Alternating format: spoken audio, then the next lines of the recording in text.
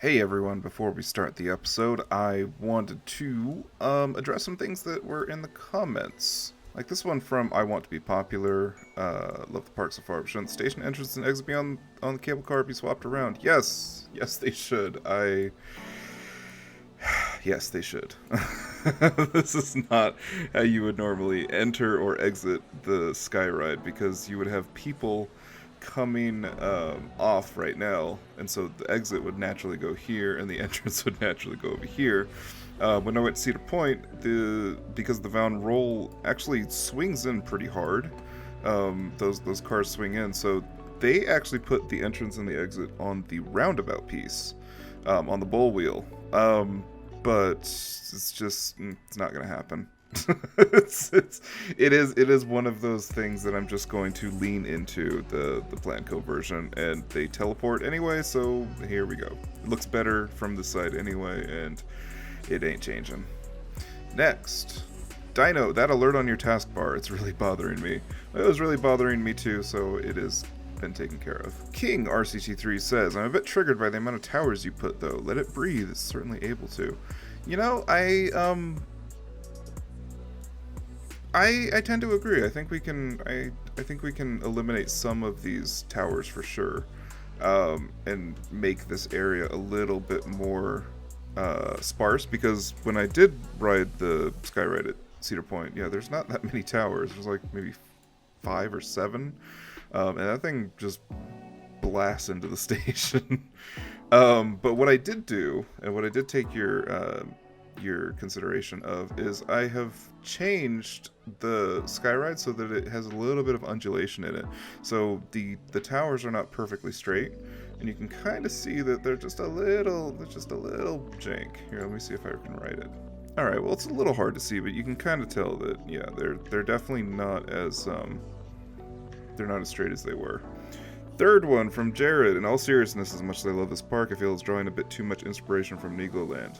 Now, this is the one I'm actually going to fight back against on a little bit. The reason being is because if I pop over here, this land doesn't technically exist in NigloLand, even though this coaster once did. I'm trying not to show off too much because that's the surprise. And I'm adding attractions that aren't necessarily at NigloLand or will ever be at NigloLand. But I understand that in this entrance area, I am drawing a lot of inspiration from it. And it's kind of because I have to. If I don't, the scale gets way out of proportion way too quickly. And so really sticking to the constructs of the park is the only way that I can somehow maintain even a smidge of the true scale of the park. Because, like I said in the previous episode, this is not even close still. So my best efforts have led me to the point where it's just kind of a shrug bandit here. Alright, now that I got those out of the way, we can get on with the episode.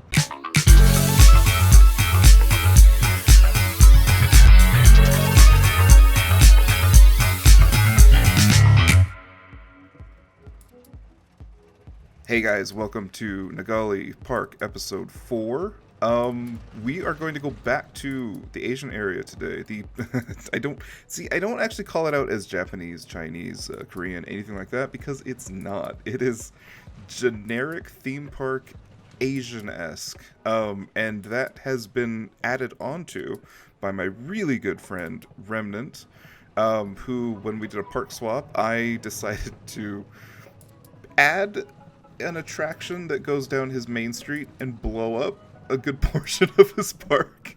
And what he did was lovely. He did this. He added onto this beautiful park, with this really beautiful waterfall scene, this pond, this Hayasushi restaurant. But the devil is in the details. And so let me get down to Peep View. So he was able to continue my area really well, and even though it is definitely his structures and his style, it fits so well, and it is just this detail-rich environment that he created. This little seating area, and my favorite part of this entire thing. I know this sounds weird, but we're nerds for detail. if you look back here, this is a dry pond that no longer holds water and instead is holding leaf clutter and leaf debris. I freaking love this so much. This is my favorite detail of everything he's done here. But if I look back to Hayasushi here, he's kept the scale in line. Absolutely. It is still somewhat Pan-Asian, even though it is definitely trending Japanese. It fits in with this area so nicely. And then you can get a kind of a glimpse of the waterfall feature in the back there. And it is definitely a larger kind of budget, but this is also an older area.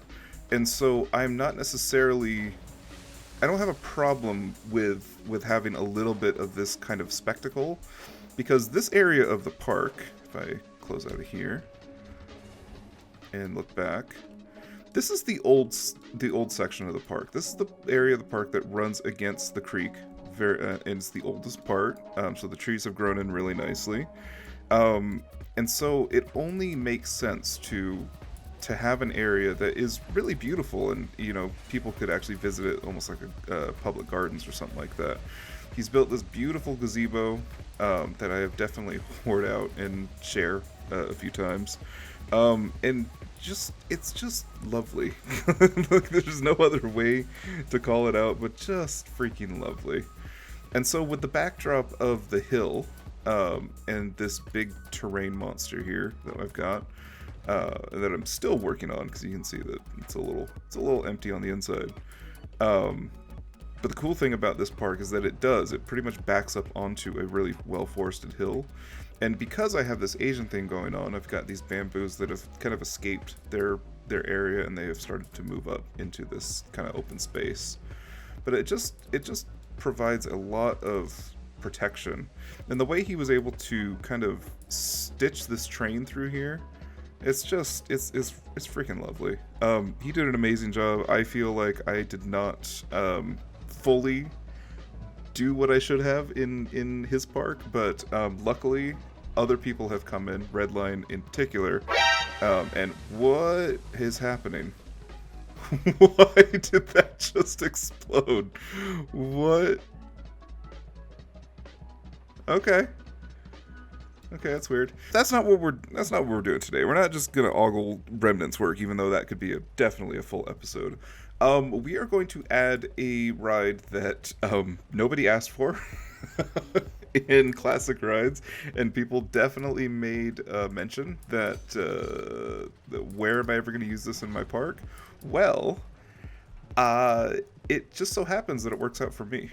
And the way that they have kind of created this ride is that you have this this area that people actually load onto and exit off of, and then you have this nice separation. And so what I've been able to do to maintain the water level, because I'll show you if I set that down for a second, and if I interrupt this in any way, shape, or form, yeah, see, I completely lose the pond, and yeah. So instead, what I'm going to do is just kind of work a creek all the way to the river, and then just shut off the river, and then all this will be hidden anyway. But I really like this attraction. I think it's really unique, and when this thing is actually up in the sky, it makes a really cool statement in the park. I don't think it's too big for this park. If I look at NigloLand, my inspiration, they have something called Dungeon Far, which I think is supposed to be fall. And it's big. It's a big ride. So I'm not too worried about that observation pagoda actually being a problem.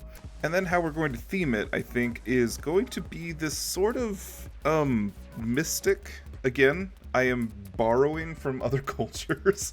This is definitely more of a, oh gosh, I don't even know. I don't even want to say what culture. It looks more Chinese. I'm going to stick with it. It looks more Chinese. So next to our kind of Japanese area, and I don't even know what this is. It's supposed to be culturally insensitive, and it's doing its job. Yeah, what I think I'm going to do is I'm going to theme this to a mystical sky temple or a cloud temple. I'm going to have it in shades of blue so that when it's up in the sky, it kind of disappears a little bit. It's kind of like that go away blue, except for it's on a complete ride, and we're basing a whole theme around it. So it's going to be mystical. I might have some fog effects or something like that. I think it'll be pretty cool. So in the last hour, I got a little distracted. You can kind of see that I've got this road, or at least this path, kind of going around. And what I'm trying to do is I'm trying to make that like a service road, and to add a little bit more interest. It should have a little cart going around it, except I don't know if it's working. What is going on? Why does that explode now? Okay, there you can see it. So I've got this little tour tram at about 12 miles an hour, just kind of progressing in the backstage area of the park, so you can see it a little bit. But I wanted, mostly because Remnant kind of forced me into this, is he put up this really smart kind of gate to get back into the Hiya Sushi restaurant. So I figured I needed to have some sort of connecting road, because at this point in the park, it's a long way to be on stage with a food cart or something like that. So I wanted to connect it back here, and that's what this little thing is. So again, little bit of realistic detail that probably didn't need to be there, but there it is. What is that? All right, I got the placement in. I got the ride down. I've got it situated in such a way that it looks good from all angles, and yes, you know that I've checked all of them. I also decided to go with a pond liner in here. It's a small change. You would be surprised how long that took to actually come up with this solution, to find something that is dark enough that looks good on the ground. But when I had my own pond, and pretty much every pond that I've seen that isn't like hundreds of years old, they have a PVC liner. It's this black liner that pretty much makes it so that the water stays in the container, but from an aesthetic viewpoint, it actually makes it look a little bit more artificial, which is what I'm going for. As much as I loved his natural bottom pond, we have to definitely bring some reality back into this. I keep finding this... There is an explosion happening underneath... Right there! What the fuck? What is happening? What? Huh? I just wanted to highlight this little detail too. I don't know if any of you noticed. This is supposed to be a fish feeding machine. So this has a dispenser, and you would pay, and then you'd like pull the handle or whatever, and then you get a little fish food to feed in the pond. I need to get some fish. I don't think I have any fish. Do we have fish? Was that a TMTK item? I'm asking out to the Planet Coasterverse. You guys know better than I do. If I do have some fish, I will definitely put some fish in. All right, we got it functioning. I got a road. I got a road for my little tram here. Realized probably didn't make the road large enough, but all right, just leave that there. This area has been queued up, and this was a tricky little thing that I forgot I would have to do because I was putting it across the train, and because there's so many intersections anyway. Again, this train is supposed to be slow, it's supposed to be electric, and it's supposed to be much smaller. Now, when you have this thing belching down the line, it definitely changes things a little bit, but I still have to kind of go by what I think that train is supposed to be doing. And so I have this little connection here, and here goes the flying... Oh, I also have the color scheme too, so you can see it's shades of blue, and so when it goes up into the sky, it doesn't really... I don't know if it's working like I thought it would. It definitely doesn't call attention out to itself. It definitely kind of disappears into the blue, which I do like that. I just wish there was some fog or something. I think that would be cool. Maybe I need to get some reshade filters going. I still really like the way that this kind of climbs over the park, and If I jump in... No, not that seat. What? Why? What happened to this? What the... So like a lot of things, my builds end up being a lot more infrastructure based until the very end. The detailing for me is always kind of the icing on the cake, but the infrastructure is rather important. So I haven't introduced this sort of... well, I took one of those oversized round pieces, and it just happened to fit this kind of turnaround area, and I liked it enough. I'm going to shove it with plants and everything. I'm going to continue this kind of scheme that Remnant started for me, with this really glossy kind of green foliage. The other thing that I did is I covered up all of the that kind of stone. You can see that stone look on the inside, because I really wanted this to look less like just the default flat ride. I also introduced this kind of retaining wall on this side, and then that will be covered with some plants too, so it's not going to look as bare or as jank. And then I also started with possible theme. This is inspired from Valraven, if believe it or not, because in Cedar Point, Valraven is built on just a big old slab of concrete, and so their only sense of theme are these walls, and they were sort of 3D. They had a little bit of of interest in them, and so that's kind of what I'm going for here, where you have a little bit of this kind of crystal motif. That's from the Ghostbuster set, I think. Yeah, it's Gozer temple door frame. And then also what would happen normally in this park is that you would have these doors, and they stay shut as the pagoda is up in the air and as people are not exiting the ride. But then this attendant would come in and they would open up the doors. But you can see that they are a little bit large, and so I have just hid them behind the arch for now. Also, it helps to kind of hide that ugly modern. When can we get these removed? I mean, come on.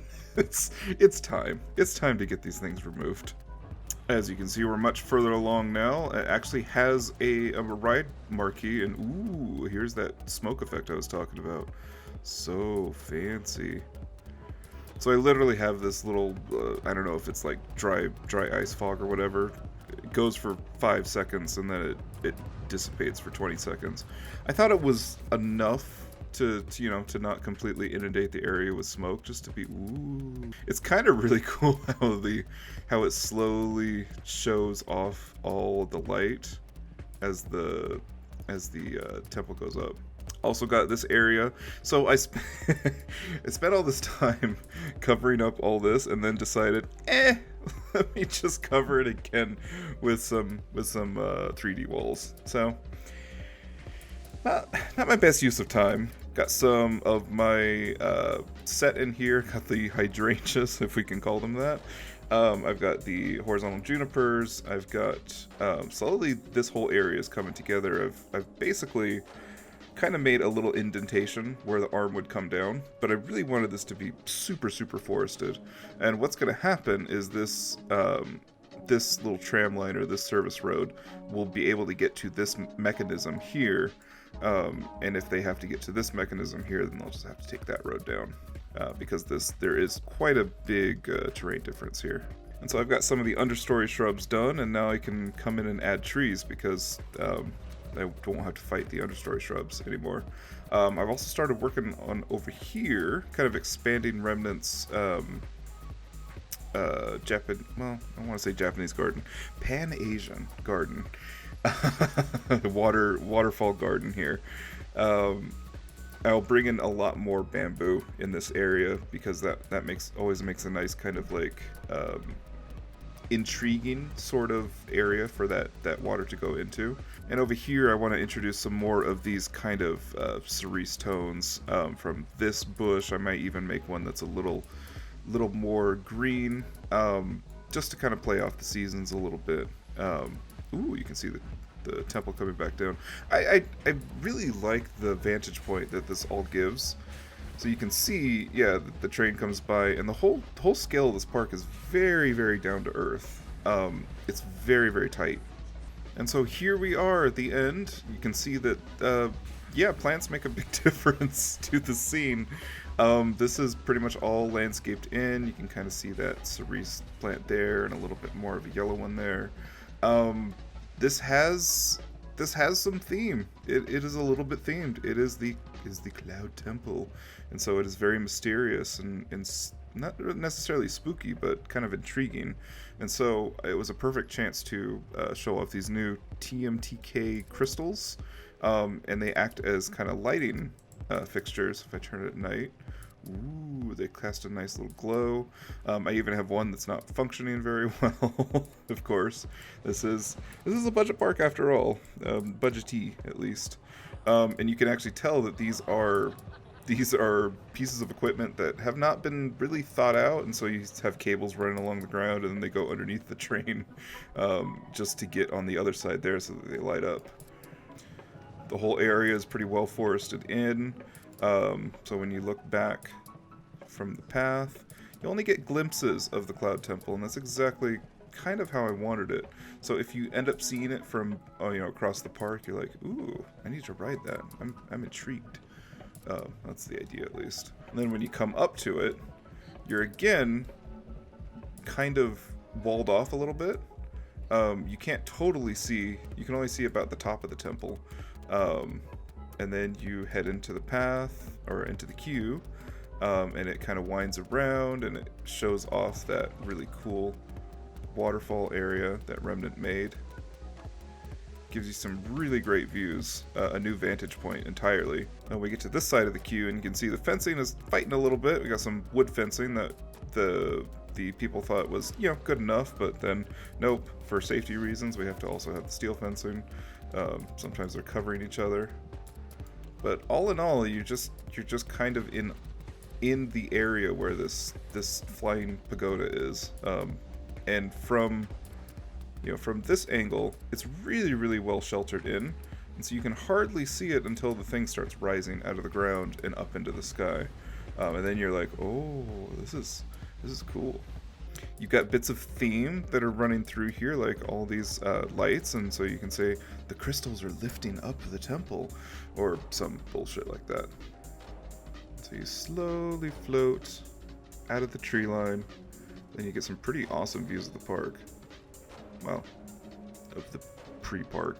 There's not much park there yet, but oh, just you wait until, oh yeah, look over there.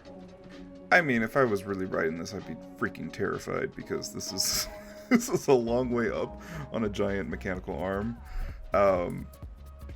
It does give you a sense of how varied the terrain is in this park. You may not have quite noticed that yet, but there is a lot going on. There's a lot of different levels. It is not flat. It is not flat by any means. And the temple floats nice and soft back to the ground. No incidents. No problems. Just gently back into the generic Asian area, which I don't have a name for yet. I think we'll leave it there today. This has been a productive one. This is a ride that I've always wanted in the park, ever since I saw that Classic Rides is going to get it. I know other people probably didn't want this ride, but it just fits perfectly in here.